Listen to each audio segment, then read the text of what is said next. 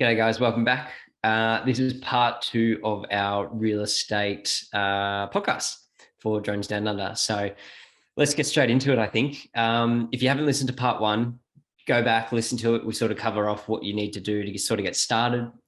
This time we're sort of going to go into a little bit more around approaching real estate agents and things like that. Maybe a bit more of a strategic thought process today. So I guess going back, we wanted to talk to our very knowledgeable key real estate guys in the podcast. So Danny, if you were starting from scratch, what would your approach be if you wanted to get into real estate? Hey, straight off the bat, I'd be talking to all the local real estates, around the area you grew up or personally, because you know the actual area. You might know people that are selling their houses. Offer freebies. A freebie goes a long way, especially when you're starting out. It gets your name out there, gets you building your confidence, gets you learning on the job, and you're not really losing out. That's kind of where I reckon best way to start. Yeah. And so I guess one thing that comes into the back of my mind when we sort of start talking to local real estate and things like that, obviously they're going to have their own already suppliers. Okay, maybe we can call them. They've already got their photographers, they've got their drone guys or whatever. I know we've sort of said offer up freebies. What else would they expect from someone coming to them? They don't really know, do we need to have uniforms? Do we need to have some form of show reel? What would you suggest in that space? Straight on the money there. Definitely a good way to kind of put together your work to show people is a show reel. I do a yearly one just of any cool shit I've done over the whole year. But for real estate, it's show off what properties you've worked on, or even just do one of your own house. Tidy up the place, and it's a great excuse to tidy your whole house up. Yeah. No, that's a great piece of advice. Is honestly one of the best things you can do, because obviously to go and approach them, you need something to show them. Yeah. So whether it's your home or it's someone who has a flashy home, go do a photo shoot of it. Spend the time. You've got no one pestering you to get in and out of there in half an hour. Just go in, take the time, create a nice set of imagery, do some video, and have that to take in. Definitely don't go in there empty-handed and expect them to give you work, because they'll laugh at you and they will never speak to you again. Kind of the whole industry in general, you always want something to show. You can't just rock up and be like, I can do anything. Yeah. You really can't. And the biggest thing to note too is it is a fairly saturated industry, and it is a fairly cutthroat industry. So keep in mind, those RE agents don't need you. That's the way they look at it. I totally disagree, but that's the way they look at it. So if you don't go in there with something to show them, they're not going to care. But the thing is, they always have multiple suppliers. So never think that you're out of a shot just because they already have someone to use. Trust me, there's always a day that they're sick. There's always a day they can't make it. And guess what they do? They go straight to their list and go, you're next, we'll give you a go. And there's your opportunity. If they tell you not that they got suppliers already, they're not interested. You find out that supplier and you hit them up and say, hey, you're looking for photographers. Yeah, definitely. That's a big part of it. Is I highly recommend that, working for someone else for a bit, even if it is just going and spending some time with them for free and literally walking around, getting them to teach you the ins and outs of the basics of it all. It's highly recommended. Most real estate photographers and drone operators out there, I'm sure if you went to them and approached them the right way, they'd be willing to do something. I mean, they get a bit of help from you for free, so that's always a perk for them as well. But yeah, definitely don't be shy. Worst thing you can do is be shy. Go out there and talk to people and speak to agents and speak to photographers and drone operators in the field. Yeah. And how would you separate yourself from the rest of the market? In my mind, when I think about real estate, it's kind of there's not many things that you can separate yourself to the rest of the market. And I'm not sure, maybe I'm not in that world and I've never experienced that world, but fairly fair. Like, it is hard to really separate yourself. I mean, there's always very big trends in that realm, and everyone tends to do them because that's what the agents want, because they don't care about your opinion on creativity. They just want what they want. Yeah, so everyone would have seen, there was, I mean, you still see a fair bit of it, but there was a couple of years ago on Gold Coast, a penthouse mansion was going up for sale. They more or less created a studio level quality film to sell the apartment. Now, the film had like action scenes and everything else in it, but anyway, you'll find it on the net if you want to see it. But it started a trend, and so a lot of the higher end videographers were starting to create not just a showreel video of a property. They were creating a mini movie using the property and then using that as the visuals and things like that. So don't ever think that trying to replicate and copying what sort of people do in the real estate realm is going to get you trodden on, because that's what they all do. That's what everyone does. It's sort of part and parcel of it all. But if you want to stand out, just don't take them work that's half-ass, is a good way to just say it. Like, spend the time, like I said before, go and shoot a house or whatever, but spend the time getting the shots. Only show your best. Don't show everything else. You're better off showing 10 great images than 30 subpar images. And spend that time making sure you've got that to deliver. But honestly, watch what other people are doing. Go to realestate.com. There's videos galore and photos galore. Pick a suburb, your own, or whether it's another one, doesn't matter. A good way of noting as well, when you're doing all the drone shots, like as you say on realestate.com, most drone shots you think of it are establishing high and wide shots, if anything. Yeah. But you also got to remember, you're flying over a lot of houses and backyards in that sense as well. So what do you do in that sense? That was leaving it up to you, Ty. Well, end of the day, look, you shouldn't really be flying around a lot of other people's properties flat out. And like we were saying before, you will get people come out and say, what are you doing? But as long as you're 30 meters clear of their property, and you're 30 meters clear of them and what they're doing, and the camera obviously isn't pointing directly at their house or them sunbaking in the backyard, you're good. You will get asked questions, but again, when they come over and speak to you, just be honest and tell them what you're doing, what you're capturing, and 90% of the time they go, okay, cool, no worries, and they go back about their day. You get the odd one that'll crack a darkie, but a good way of doing it when you rock up on site, like obviously after you've had your brief with the agent, go talk to, 2 houses across each way. Cover yourself there, because the majority of the time they're going to hear the drone starting up more than when it's actually in the air. Have a chat to them. They're not going to give 2 shits once you actually have a chat to them. It's the ones that don't know. By the way, look, majority of the time you are. But I think having a uniform, some PPE vests, that rather than just having shorts and runners and t-shirt. That's it. No, that does make it. That does make a huge difference. Sean's correct. Look professional. Yeah, look the part. Look, honestly, 90% of the clothes I wear are all black. The best thing is you can actually hide in the shadows when you're shooting. You could be in the middle of a photo, as long as you stand next to a tree, you can't see yourself. Definitely. It's amazing. but again, it's very true. Like if you look the part, you're going to have a lot less problems. If that goes with anything in business anyway, but particularly in real estate realm, you got to remember it is a very showy industry. Your agents are dressed up, they drive flashy cars, but probably live in a tiny house. It's all about creating that image. So if you rock up to jobs looking messy and grubby and looking like you just crawled in off the street, they're not going to be impressed. So that is one thing you need to keep in mind as well. Don't just rock up in shirts and shorts and some old shoes or whatever. Look the part, look professional. Yeah. If you're going to do this as a business, you need to look like a business. 100%. And I think also, Danny, to your point, if you are going around knocking on people's doors and just telling them what's going on, it's amazing what a fluoro vest does. It makes you look 10% or 50% more important than what you actually are. And you are actually there to do a job and you're not being a creep spying on them. So well, the stories about fluoro vests getting you in anywhere, trust me, it works. I worked as a music festival photographer for years, and that fluoro vest gets you a lot more places than it's supposed to. So. Yeah, 100%. Yeah. Or rock up, tell them you're the pizza guy, just walk straight in. Yeah. Not to the house. Yeah.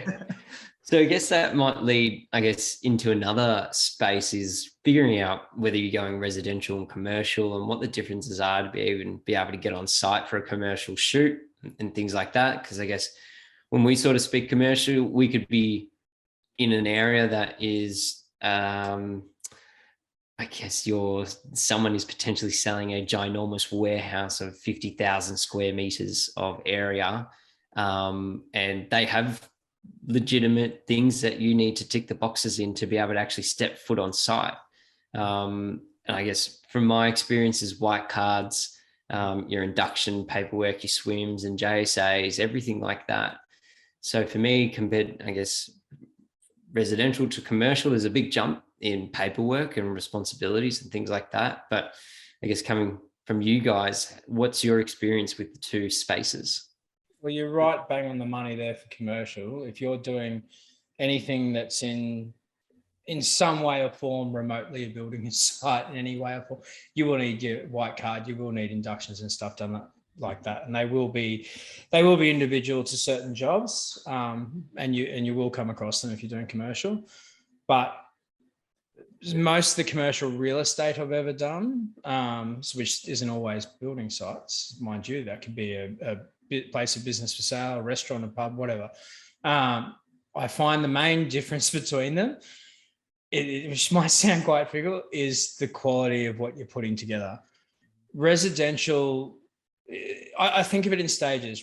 Basic residential. So you run the mill house. Honestly, 90% of the time, they don't need this polished, amazing product to sell a $4 million home on a small 2-bedroom home. They just want you to cover everything, be able to show the room. If you can make it look a little bit nice as well to upsell it, do it. But end of the day, it's simple. Then you step up into your more higher end properties. They expect a bit more out of that. They not only want you to sell the house, but they want to sell you the lifestyle. I did for my mother. She lives up in Gympie in Southeast Queensland, and they got rid of a big farm that they built this big custom house on. Anyway, long story short, a lot of money was spent, but that was not just selling the house. We needed to sell the lifestyle. So we were getting imagery with the cattle they had and horse riding through long grass and all this other kind of stuff that you normally wouldn't bother with in a normal real estate shoot. That sort of stuff they're going to look a lot more towards in the higher end residential. But then you go to commercial, and it's think high end residential, but in a business sense. So you're going to have, if it's say a venue like a pub or a restaurant, they're going to want photos of it at night when it's all lit up and sparkling. They're going to want photos of a clean kitchen. They're going to want not only just photos of the venue itself, but they're going to want maybe, some photos of people eating at tables and everything like that. There's a lot more to it than just selling the property. Yeah. So they're probably the biggest, I know I went through residential and commercial there, but they're probably the biggest differences I find between the lot of them. And commercial, when you're doing more building site kind of stuff, again, would be slightly different. Again, there may be some specific requirements, certain areas that they need shown or they want to publicize out there for marketing. But those are probably the main differences that I would pick up. What do you think, Danny? I mean, you've done a bit of this. I reckon mainly with the commercial, it's just more the scale of everything seems a lot bigger. Like you're dealing with a lot more people behind the scenes before you even get to site. So you might have to do 2 or 3 inductions. Yes. You got to deal with you might even end up dealing with the actual rear end client. Like there's a lot more. Yeah. There's just a lot more work in general to do, but it is worth the reward once you actually kind of get to those levels, because it is a lot better paying in the end. And then I find the clients are a lot better too. Like the RE clients themselves, like when you're working with housing agents compared to commercial building agents, totally different ball game, and you'll understand when you all get working in it. Trust me, the higher end of the game is much nicer to work with. It really is. Sorry, Sean. That's cool. I was going to ask, do you need different upgrading your gear from residential? Still use the Mini. Still use a mini. Oh, well, what about DSLR ground cam? If you're doing that, ground cameras again, you can do it with a fairly basic kit. Again, the more creative side will come out in as I say, in the higher end residential and commercial. So there will be certain different skills in your shooting that you're worth learning, like a lot of low light stuff, being able to use lighting to create flaring, and lots of other little tricks and tips and tricks that again, there's a lot of information out there that you guys can have a look at and teach yourselves how to do a lot of this. But biggest step up is that the quality of work you're producing needs to be a hell of a lot better than what you're producing in a house. But your equipment, end of the day, you shouldn't really need much more equipment. You might add a smaller telephoto lens or a fixed focal length lens just to do some creative stuff. But again, you shouldn't need a big change up in equipment. Yeah. So is there any suggestions you would tell people looking at going into commercial that are doing residential now? Like, do they need to go out and go and get your white card or go and get some swims together? Like, what would you suggest for them to actually be ready to sort of walk up on site and go, I'm ready to go, give me some work? Good way to start with it. I'm going to say LJ Hooker. They do your normal residential real estate. Say you're established with them, you've done a lot of residential. Talk to LJ Hooker Commercial. It's literally a complete step up, same company. They can essentially vouch for your work and could get you work in the higher levels there. There was plenty of work out there. You think about how many warehouses you drive past on a day-to-day basis, and warehouses are just the start. How much land is out there? You might have whole precincts, like, what do you call them? Districts, nursing homes, all that anything. Like, they all need to be shot somehow. Yeah, like as much as I said before, it is a saturated industry. That being said, the work is still there. Oh yeah. I mean, you got to think how many people live in, especially our major cities, and there's not enough photographers and agents to sell everything. So the work is there. It's just that it is definitely a heavy saturated industry. Yeah. Just push through it. The work's yeah. That's good advice, Danny. Is push through it, because there is challenges. There is definitely challenges in real estate. We all kind of laugh about it a bit here, but it's because we've all done it and we understand the challenges.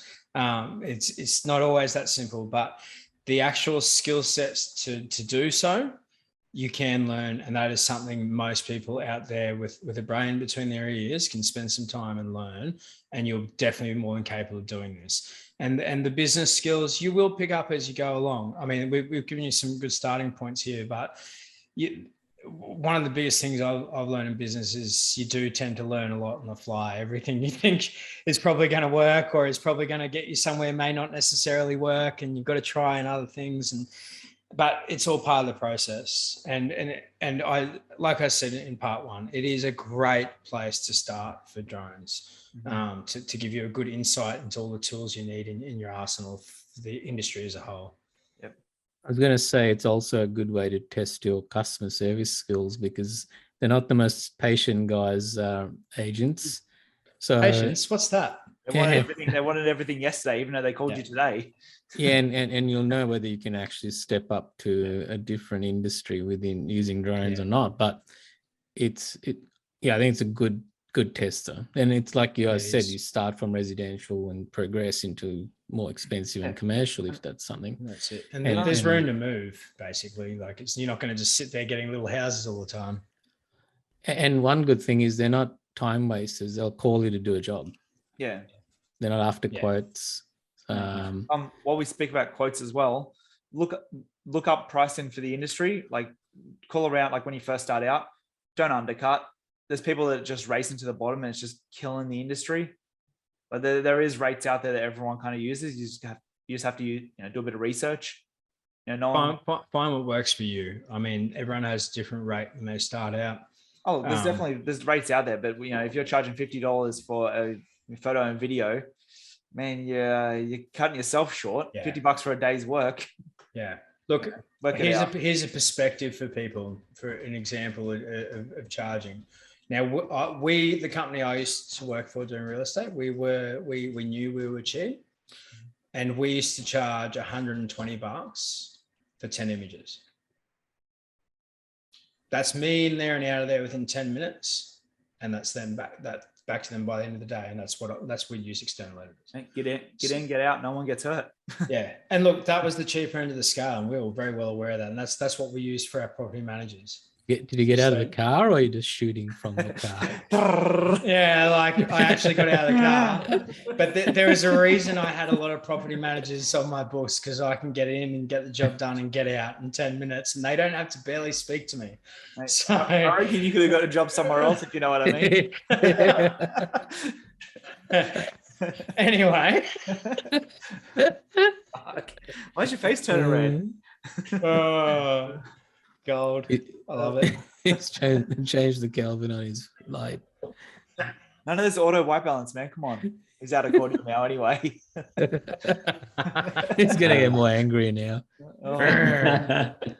He's already hulked out enough today. Look, I think end of the day, like as we said, most people, if this is something you want to get into, and the drone industry, as a whole, it seems like it can be hard to get into, but this is a great starting point. Like, we can't say it enough. I mean, everyone has to start somewhere.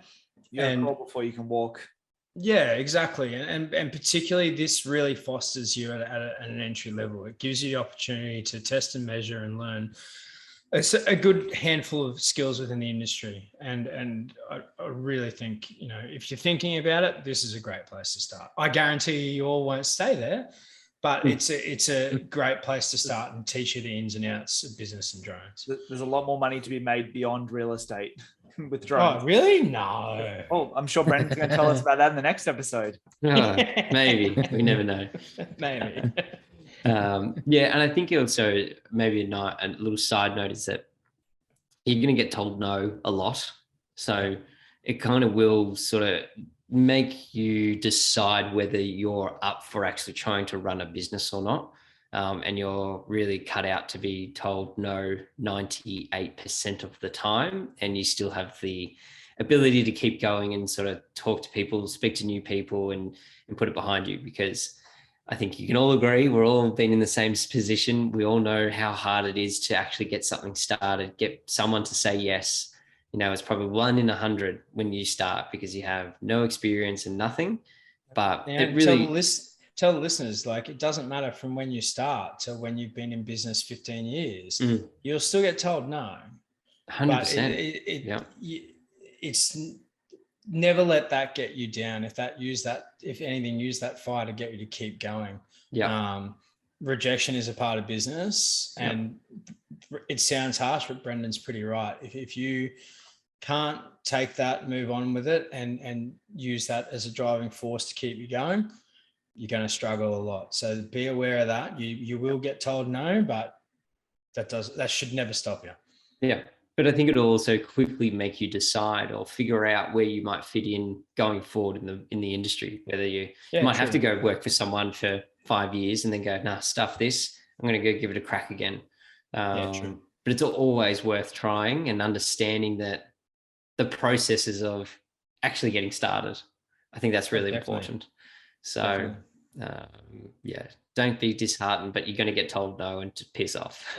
So just cop it on the chin and move on. Yeah. Right on. And with agents, you'll hear that a lot. Yeah, probably not as politely as that. Or you're going to hear, probably not. Can you fly through that? You're going to be like, no, that's not legal. Yeah. Can we just capture this right next to the airport? Yeah, I think I did it. Yeah, the other guy did it. And that's one you'll hear a lot, guys. You'll hear that one a lot. The other guy did it. Yeah. A, never believed them, and B, it was probably illegal. So, or it was them that did it. Yeah, it was them that did it. That too. Yeah. That too. So your hunch is correct when you think that doesn't seem right that he could do that. You are right. Yeah, you are right. Yeah, and it's illegal. So. Yeah, generally, yeah. All right. Well, I think that we can wrap up. I think that was a really good episode. I think that would be more than enough information for everyone to sort of get started and get going in the real estate world. And if our listeners do have anything that they want us to sort of cover or we missed, send in a message or an email or something, social media, whatever it is, comment on YouTube, let us know, because without you guys sort of interacting with us, we don't know what is important to our listeners. So keep us involved, and we'll keep making some hopefully more informative videos in the near future. Yeah, definitely reach out, guys. If you, particularly in starting out in this realm, like we've all said it from the start, but we are open books. We're not here to be guarded and hide all of our trade secrets in the industry. We want to help people get into the industry and grow it. So definitely throw questions. I'm sure between me and Danny, we've got more than enough experience in the real estate realm to tell you where and what to do and where to go and things like that. So don't be shy. We don't bite. Yeah, absolutely. All right, guys. Well, we'll catch you all in the next episode. So we'll speak to you soon. All right, guys. Catch y'all Later. Gotcha. Bye, yeah.